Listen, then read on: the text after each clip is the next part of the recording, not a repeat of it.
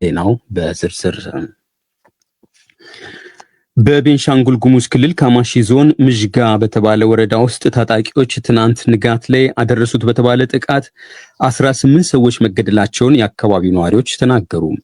በዚህ ድንገተኛ በተባለ ጥቃት የታገቱ 3 ሰዎች በወረዳው ሾጌ ወደ ተባለ ከተማ መወሰዳቸውን አንድ ነዋሪ ተናግሯል።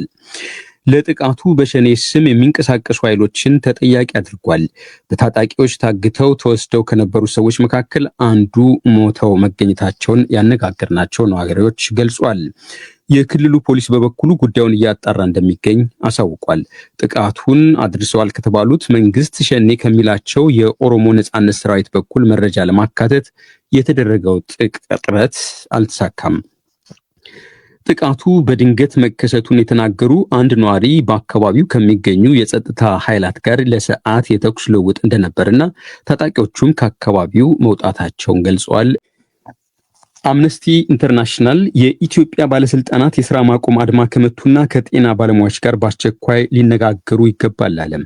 ባለስልጣናቱ የታሰሩ የጤና ባለሙያዎችንም ያለምንም ቅድመ ሁኔታ እንዲለቁ ሲል አምነስቲ ዛሬ ባሰራጨው መግለጫው ጠይቋል።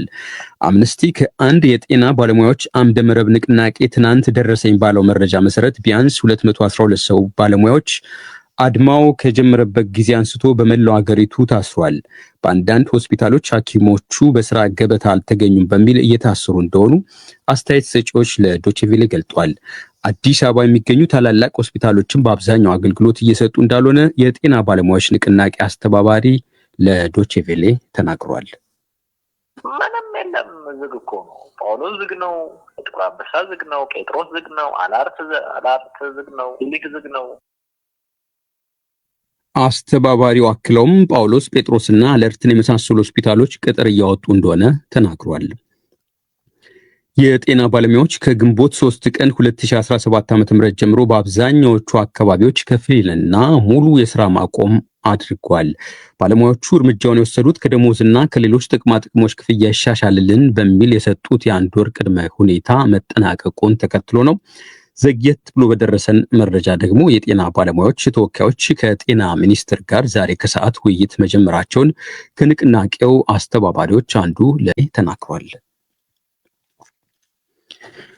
የዩናይትድ ስቴትስ መንግስት ኢትዮጵያ ውስጥ ህዝቡን እየጎዳ ላለው ግጭት መፍትሄ እንዲፈለግ ሲል አሳሰበም። በኢትዮጵያ የአሜሪካ አምባሳደር እርቪንግ ማሲንጋን ጠቅሶ ኤምባሲው በኤክስ ገጹ ባወጣው መልእክት ሰላምና መረጋጋትን ለማምጣት ጊዜው አሁን መሆኑን በመግለጥ ኢትዮጵያ ውስጥ ከዓመት በላይ ያስቆጠረው ግጭት በሁሉም ህዝብ ላይ ያስከተለውን ተጽዕኖ መገምገም ወሳኝ ነው ብሏል። ህዝብን የማስቀደሚያው ጊዜ አሁን ያሉት አምባሳደር ማሲንጋ የተፈናቀሉ ወገኖችን ወደ ቤታቸው መመለስ፣ ልጆችም ወደ ትምህርት ገበታቸው መመለስ እንዲችሉና የጤና አገልግሎት እንዲያገኙ እንዲሁም የትጥቅ ትግል ያስከተለው ስርዓት አልበኝነት እንዲያክትም በአገሪቱ ውስጥ ለሚካሄዱ ግጭቶች ዘላቂ መፍትሄ መፈለግ እንደሚያስፈልግም አመልክቷል። ከዚህም ሌላ ዩናይትድ ስቴትስ ፋኖ ተጨባጭና ሰላማዊ ዓላማዎችን ይዞ እንዲመጣ ስትል ጥሪ ማቅረቧን፣ የኦሮሞ ነጻ አውጪ ጦር ደግሞ ኦሮሚያ ውስጥ ውጊያ እንዲያቆም በድርድሩ ወደፊት እንዲራመድም መጠየቋ ተጠቅሷል። ፌዴራል መንግስትም ያለ ጥቃት የህዝቡን ደህንነት በማስቀደም ሰላማዊ የመፍትሄ ሀሳቦችን መፈለጉን እንዲቀጥልም የአሜሪካን አምባሳደር መልእክት አሳስቧል። የኢትዮጵያ ብሔራዊ ባንክ ከውጭ ለሚገቡ ሸቀጦች የሚያስፈልገውን ቅድመ ክፍያ መጨመሩን አስታወቀ። ባንኩ በደብዳቤና መግለጫ እንዳስታወቀው ወደ ውጭ ለሚጓዙ መንገደኞችና ነጋዴዎች የሚፈቀደውን የውጭ ምንዛሪ መጠንም በእጥፍ አሳድጓል። የኢትዮጵያ ብሔራዊ ባንክ ባለፈው ማክሰኞ ይፋ ያደረገው ደንብ የውጭ ምንዛሪ ገበያ ስርዓትን ያሻሽላል ባይ ነው። የገንዘብና የምጣኔ ሀብት ባለሙያዎች ደግሞ ማሻሻያው የመደበኛና የትይዩ ወይም የጥቁር ገበያ የውጭ ምንዛሪ መጠን ልዩነትን ማጥበብ እንደሆነ ይገልጻሉ። ስዩም ጌቱ ከአዲስ አበባ ዝርዝር ዘገባ ልኮልናል። የኢትዮጵያ ብሔራዊ ባንክ እወስዳለሁ ባለው የለውጥ እርምጃ የኢትዮጵያ የውጭ ምንዛሬ ገበያን ከዓለም አቀፍ አሰራር ጋር ከማጣጣም ባለፈ ለአስመጪዎችና ለውጭ ሀገር ተጓዦች ምቹ ያለውን ሁኔታ መዘርጋቱን አስታውቋል። ከባለፈው ዓመት ሐምሌ ወር ጀምሮ በተወሰደው የውጭ ምንዛሬ አስተዳደር ከፍተኛ የውጭ ምንዛሬ መጠባበቂያ ክምችት ከመቼም ጊዜ በላይ ማደጉን ያመለከተው ብሔራዊ ባንኩ የውጭ ምንዛሬ የገበያ ስርዓቱንም ይበልጥ ለማጠናከር ወሰድኩ ባሏቸው እርምጃዎች አንደኛው ለአስመጪዎች የቅድመ ክፍያ መጠንን ከፍ የማድረግ ውሳኔ ነው ብለዋል።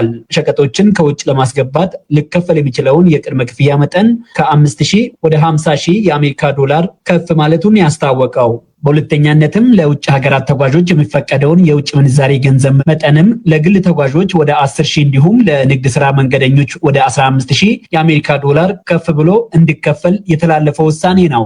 የገንዘብ አስተዳደር ባለሙያ አቶ አብዱል መናን መሐመድ የውሳኔዎቹ ዋና ነጥብ የባንኮች ይፋዊ የምንዛሬ መጠን ጥቁር ገበያ ጋር ያላቸውን ልዩነት ማጥበብ ላይ ያተኮረ ይመስላል ባይ ናቸው።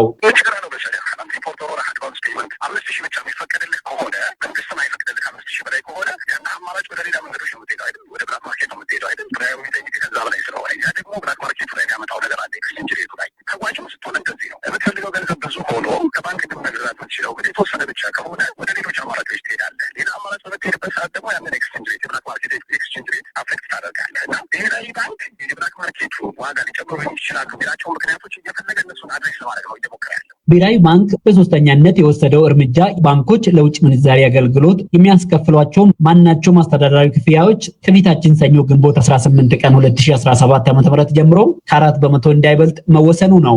በዚህም ላይ አስተያየታቸውን ያከሉት የገንዘብ አስተዳደር ባለሙያው አቶ አብዱል መናን ባንኮች የውጭ ምንዛሬ የሚገዙበትና የሚሸጡበትን ወደ 2% አውርደዋል። ማሪጅም የለም ማሪጅም ቢጠብም የአገልግሎ ክፍያ እያሉ ያስከተሉት ነገር አለ። በጣም የሚገርም ነገር ለምሳሌ አሁን በቅርብ ከአንድ የግል ባንክ በ133 1 ዶላር ገዛው የአገልግሎ ክፍያ ተብሎ ቫት ተጨምሮበት ወደ 140 ብር ይገባል ኤክስቼንጅ ሬቱ።